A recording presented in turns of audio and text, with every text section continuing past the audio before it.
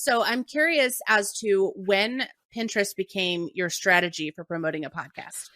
Yeah, so it actually goes back to like my VA social media management days. That was like one of my focuses as a social media manager was Pinterest, because before even diving into business as a whole, I had a blog, and my blog was like a lifestyle blog. So I did fashion, beauty, home style stuff, like home living and all that stuff.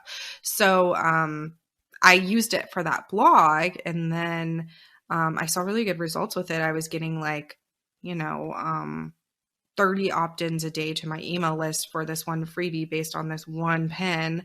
Obviously, it's evolved a lot since then. That was back in like 2015, 2016. But I decided like, well, if it works so well with blogging, why not try it for podcasting? Because when you are a podcaster, you typically do some sort of blog post on your website, but you call it show notes instead of a blog post typically. So I started experimenting with that, and I just found it to work really well. It is a little different because people are accustomed to landing on your website and just reading a blog post, but they get that benefit of having the audio there too. They can either listen or read. So it kind of gives people the best of both worlds. And, you know, you may convert someone into a listener because of that pin, but even so, if you don't, they can at least read it and become a fan of yours and follow you along, you know, elsewhere as well. So. Now, I know that one of the big things that's happened recently is Pinterest has been making a lot of changes to its algorithm and kind of the background like coding and things like that. And a lot of people in 2021 were starting to refer to it as the dumpster fire known as Pinterest. So I'm kind of curious, since that transition began, have you noticed an uptick or how is it going in terms of podcasting with Pinterest? It's been pretty much the same. Like I haven't seen anything down. I haven't seen anything like super up. But that's kind of social media across the board, really. Instagrams are like that. You know, every single social platform seems to have some crappy algorithm that either works or doesn't, and it's all based on luck a lot of the time. But I feel like it's been pretty consistent. It's been pretty much the same. It hasn't like grown exponentially, but it's been nice to get in front of more eyes and more ears, I guess.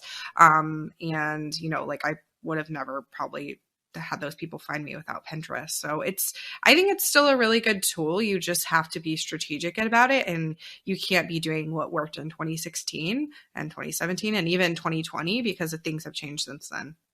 Now, not to be difficult, but you said you can't be doing the same things. What exactly does that mean? Does that mean you need to change how you're doing your descriptions, your titles? Can you give us a little bit about like what it is you do to use it? Yeah, I mean, like they used to like back in the day, you used to be able to have like 30 different pins leading back to the same post, and that all was counted as like different types of pins. But now, like, they're like, don't do that. Like, try not to do that. They want to see that fresh new content, which is hard because no one is sitting there creating daily episodes unless you're like a news outlet. And that wouldn't obviously be the best use case for Pinterest because it expires so quickly. Pinterest is great for evergreen content still. So, you know, like most podcasts, as long as it's evergreen, can be a really good fit for Pinterest. And, you know, you want to create, if you're creating weekly episodes, that's kind of what most of our clients do. You have 52 weeks of content, maybe 50 if you take a couple weeks off for the holidays. That's 50 pins you can do. Sure, you can do multiple pins that lead back to the same thing, but you can even test it, like have it lead back to the blog post, maybe have it lead back to like an Instagram post, or have it lead back to like a freebie or something that's kind of relevant to that episode. Kind of use it that way so you can still see what's working. So maybe like the one that's leading back to like a freebie that's similar to the episode, maybe that converts better. Obviously, that's going to be good for you because those people are getting your email list. All these different marketing channels like Pinterest or social media or anything like that, the main thing is you want to get people to your website. And if you're a business owner, ultimately you're wanting to get them on your email list so that you can talk to them more. Because if they're just hanging out on your website, you don't really have any other way to contact them.